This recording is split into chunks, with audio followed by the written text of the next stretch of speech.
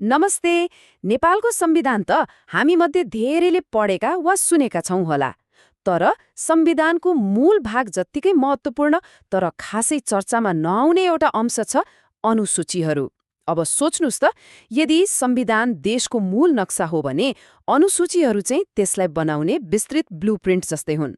आज हामी यही ब्लुप्रिन्टभित्र अलिक गहिरिएर हेर्नेछौं। तर सुरु गर्नु अघि एउटा एकदमै आधारभूत प्रश्नबाट सुरु गरौँ न है। आखिर संविधानको अन्त्यतिर यी अनुसूचीहरू किन राखिन्छन् होला? केही त्यसै राखिएका लामा लामा सूची मात्र हुन् वा यिनीहरूको कुनै गहिरो संवैधानिक अर्थ पनि छ? आउनुहोस् यही प्रश्नबाट आजको हाम्रो यो विश्लेषण सुरु गरौँ। हो, यसको जवाफ निकै रोचक छ। अनुसूची भनेको संविधानभित्रकै एउटा विस्तृत सूची वा भनौँ परिशिष्ट हो। यसले तस्ता विशेष नियम, सूची र ढाँचाहरू दिन्छ जुन संविधानको मुख्य धाराहरूमा लेख्नको लागि कि त धेरै लामो हुन्छ कि त धेरै विस्तृत। अझै सरल भाषामा भन्दा, यदि संविधान के गर्ने भनेर बताउने किताब हो भने अनुसूचीहरू चाहिँ त्यो काम कसरी गर्ने भनेर सिकाउने निर्देशिका हुन्। ल, अब हाम्रो विश्लेषणको पहिलो भागतिर लागौं। हाम्रो एकताका प्रतीकहरू। कुनै पनि देशको संविधानले सबैभन्दा पहिले त्यसको पहिचानलाई स्थापित गर्छ र नेपालको संविधानमा यो काम अनुसूचीहरूले गर्छन्, जसले हाम्रो राष्ट्रिय पहिचानका मुख्य प्रतीकहरूलाई आधिकारिक रूपमा परिभाषित गरेका छन्। सबैभन्दा पहिले आउँछ अनुसूची 1, जसले हाम्रो राष्ट्रिय झण्डाको बारेमा बताउँछ। यो अनुसूचीले हाम्रो अद्वितीय दुई त्रिकोण भएको झण्डाको बनावट, आकार र रङ कस्तो हुने भनेर एकदमै सटीक गणितीय सूत्र नै दिएको छ। यो केवल झण्डाको एउटा चित्र होइन, यो त हाम्रो राष्ट्रिय पहिचानको ज्यामितीय परिभाषा नै हो। त्यसपछि आउँछ अनुसूची 2, नेपालको राष्ट्रिय गान। यसमा हाम्रो राष्ट्रगान सयौं थुङ्गा फुल्काका आधिकारिक शब्दहरू लेखिएका छन्।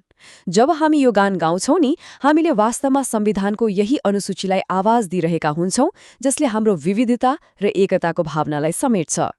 र यो खण्डको अन्त्यमा छ अनुसूची 3, नेपालको निशान छाप। यो निशान छाप हरेक सरकारी कागजात र कार्यालयमा देखिन्छ, होइन? हो, यो अनुसूचीले यसको डिजाइन कस्तो हुने भनेर तोकेको छ। सगरमाथा, नेपालको नक्सा र जननी जन्मभूमिश्च स्वर्गादपि गरियसी भन्ने वाक्यांशसहित, जसले नेपालको सार्वभौमसत्ता र भावनालाई प्रतिनिधित्व गर्दछ। प्रतीकहरूबाट अगाडि बढेर अब हामी संविधानले कसरी देशलाई भौतिक रूपमा व्यवस्थित गर्छ भन्ने कुरा हेरौं। दोस्रो भागले नेपालको संघीय नक्सा कसरी कोरिएको छ भन्ने देखाउँछ र यो पनि अनुसूचीमै आधारित छ।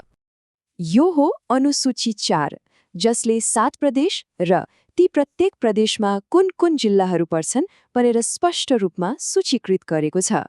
यो केवल एउटा सूची मात्रै होइन, यो त नेपालको संघीयताको जग हो। प्रदेशको सिमाना र संरचना संविधानमै तोकिएको हुनाले यसले राजनीतिक स्थिरता सुनिश्चित गर्छ र हाम्रो देशको प्रशासनिक नक्सालाई एउटा ठोस आकार दिन्छ। संघीयताको अभ्यास वास्तवमा यही नक्साबाट सुरु हुन्छ। अब हामी सबैभन्दा विस्तृत र सायद सबैभन्दा महत्त्वपूर्ण खण्डमा आइपुगेका छौं, शक्तिको प्रणाली। देशमा शासन कसरी चल्छ? सरकारका विभिन्न तहहरूबीच शक्ति र जिम्मेवारीको बाँडफाँड कसरी गरिएको छ त? हो, यसको जवाफ पनि यिनै अनुसूचीहरूमा लुकेको छ। यो प्रणालीको आधार बुझ्न हामीले नेपालको 3 तहको शासन संरचनालाई हेर्नुपर्छ। केन्द्रमा संघीय सरकार, त्यसपछि प्रदेश सरकारहरू र जनताको सबैभन्दा नजिकको सरकार अर्थात् स्थानीय तह। संविधानको अनुसूचीले यही 3 तहको संरचनामा अधिकारको बाँडफाँड कसरी हुन्छ भन्ने कुराको विस्तृत व्याख्या गरेको छ। यो भनाइले संघीयताको मर्मलाई एकदमै राम्रोसँग समातेको छ। संघीयताको मुटु भनेको शक्तिको स्पष्ट विभाजन हो। यदि कसले के काम गर्ने भन्ने कुरा स्पष्ट भएन भने सरकारका तहहरूबीच द्वन्द्व र अलमल हुन सक्छ। हो, अनुसूचीहरूले यही स्पष्टता दिने काम गर्छन्। ल, यो तालिकाले 3 तहका सरकारको एकल अधिकार देखाउँछ, अर्थात् त्यो काम जुन एउटा तहले मात्र गर्न पाउँछ। जस्तै अनुसूची 5 अनुसार राष्ट्रिय सुरक्षा र मुद्रा छाप्ने जस्ता 35 वटा अधिकार संघसँग मात्र छन्।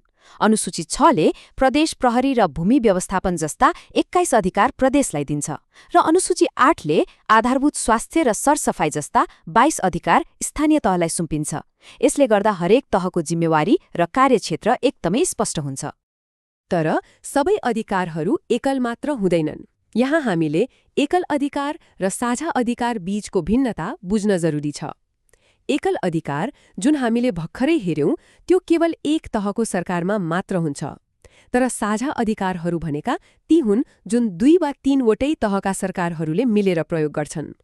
अब साझा अधिकारहरूलाई हेरौं।